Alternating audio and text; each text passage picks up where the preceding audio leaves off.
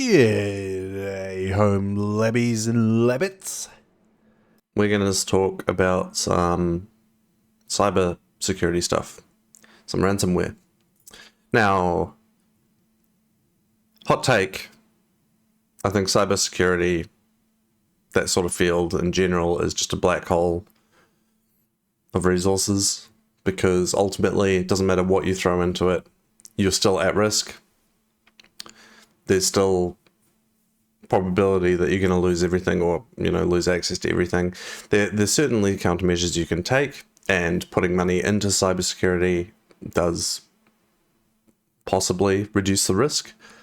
As to the efficacy of it, it's not really clear though, in my opinion, because ultimately if you're going to be targeted by these sorts of groups, they're going to throw everything at you until they can get access, kind of thing.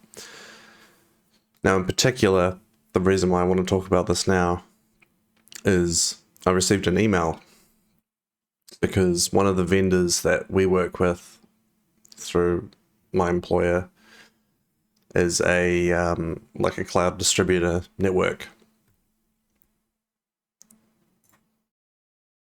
Ingram Micro.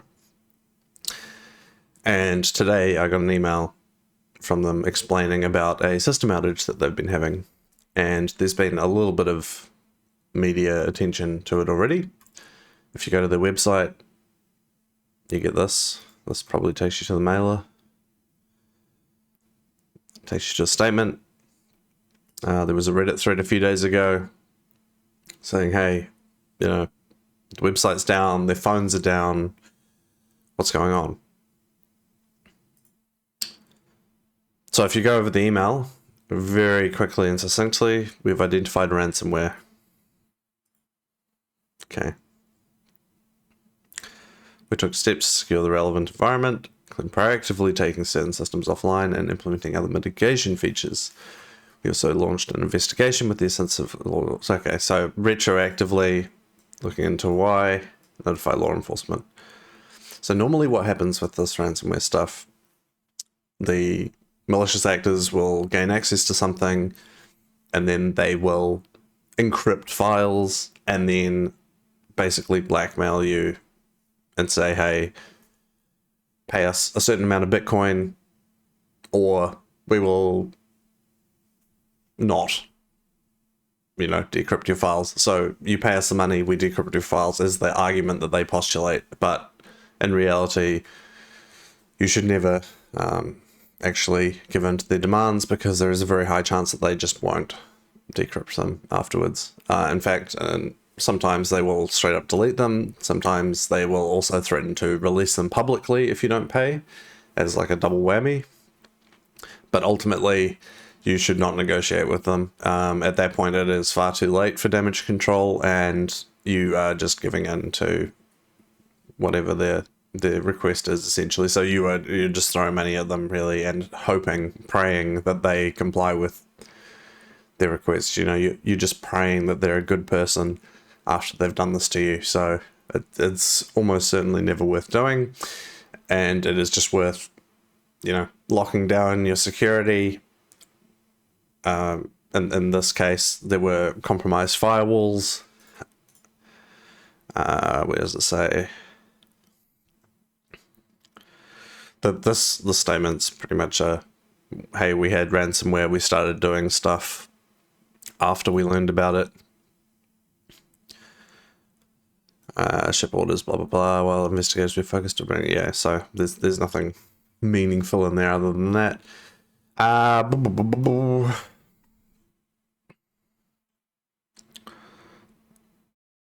Believes... Blah, blah, blah, blah. Okay, whatever.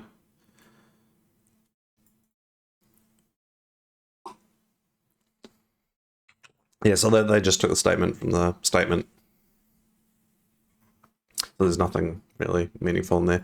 In the Reddit thread, it does mention somewhere... So, this guy, he could be talking shit.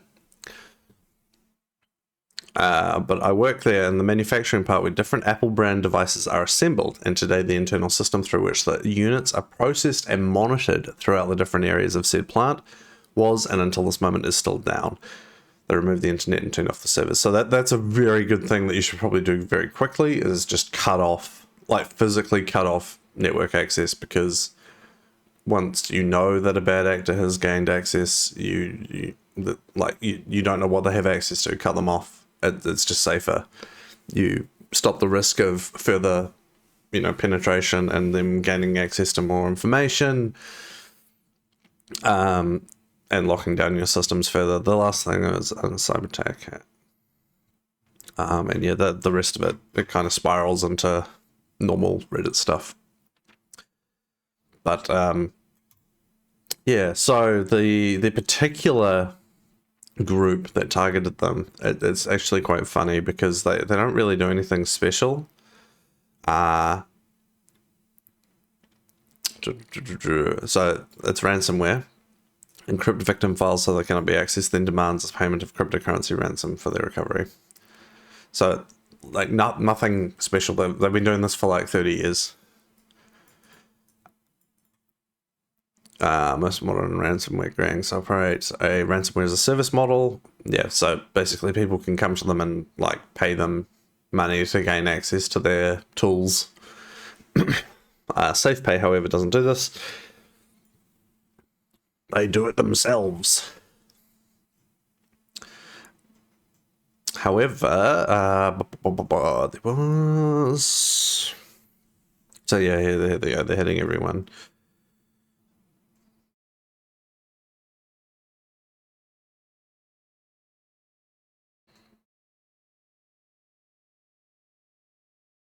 And yeah, just to give this Fortra blog dude some extra credit, these are definitely steps that you should be taking. You definitely want to make and test backups regularly.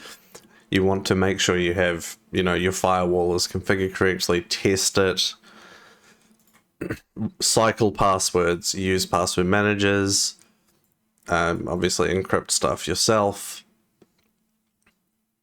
get rid of stuff you don't need. Yeah, so like this stuff is fairly normal. All the kinds of things that usually cost money to do. And so a lot of companies skimp on them and then freak out when they get ransomware attacked. So props to you, man. Thanks, Graham. Good suggestions. So yeah, for SafePay in particular, this is the typical sort of way that they move. And as you can see fairly normal sort of stuff. There's like 3 points of failure, really. So misconfigured firewall, because people didn't, regularly back up and test their security applications.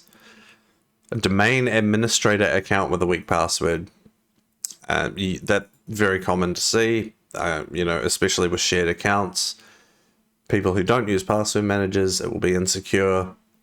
And then, you have to have like a 6-digit password that's like dog47 or something fairly generic. Bad. Especially domain administrators, like, you should be rotating and have it, fairly memorable string, like the XDQC comic thing about the Troubadour house or whatever. But yeah, string a few words together, use a password manager, securely share passwords through the password manager and like password vaults. For stuff like domain administrators, one-to-one user to account is typically best practice. Screen Connect.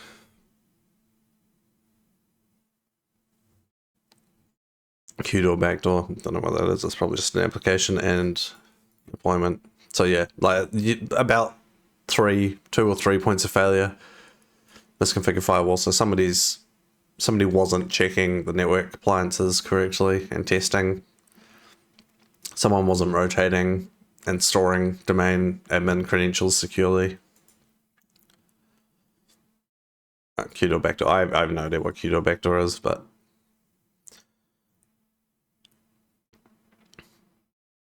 simple misconfiguration. So this may not have been Ingram. I don't know if it was.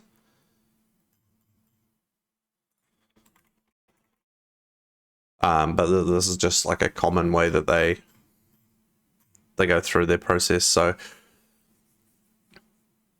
if they're able to find other like retailers, people who have lots of dollar signs, they will generally try the same sort of approaches. They'll employ like port scanners and stuff to see if similar vulnerabilities are accessible, like through Shodan or whatever. Bypass the MFA requirements. So yeah, like just skipping a whole bunch of security recommendations. And as you can see, they get access very quickly. So imagine you have 2 days. So like what would you have seen here? At most, maybe like a firewall access rule from an interesting IP address. Although I think it mentioned VPN at some point, so it's entirely possible that you wouldn't see it at all because it would come through from a VPN client, in which case it would just look like a normal user connecting to the VPN. Network share discovery, so yeah, working out where things are stored, credential access and file accesses.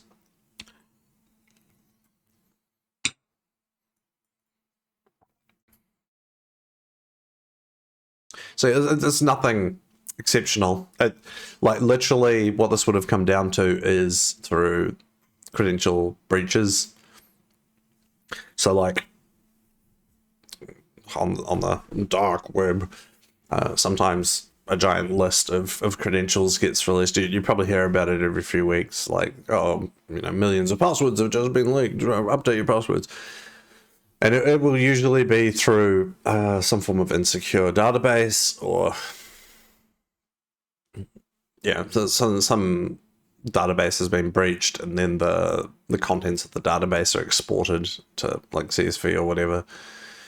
And then depending on how they've stored that data, like if they only stored the salts, then nothing super valuable is lost other than the email addresses or like identifying information. But like if they store passwords as plain text, which is very bad, you shouldn't do that, but some people do, then they have a list of every single password that that site has used. So in that case, these sorts of malicious actors can just get access to these lists and plug every password into like what they call an attack dictionary, where they just, all it will do is just hammer connections and try every password in the list kind of thing until they gain access. So the only way to really secure yourself from that is to regularly rotate your passwords. The best way to do that is to use a password manager like 1Password or Bitwarden or what's the other one? The one that got in the media because they had a massive breach. Oh.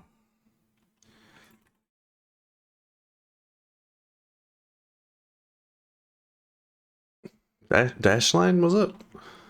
LastPass.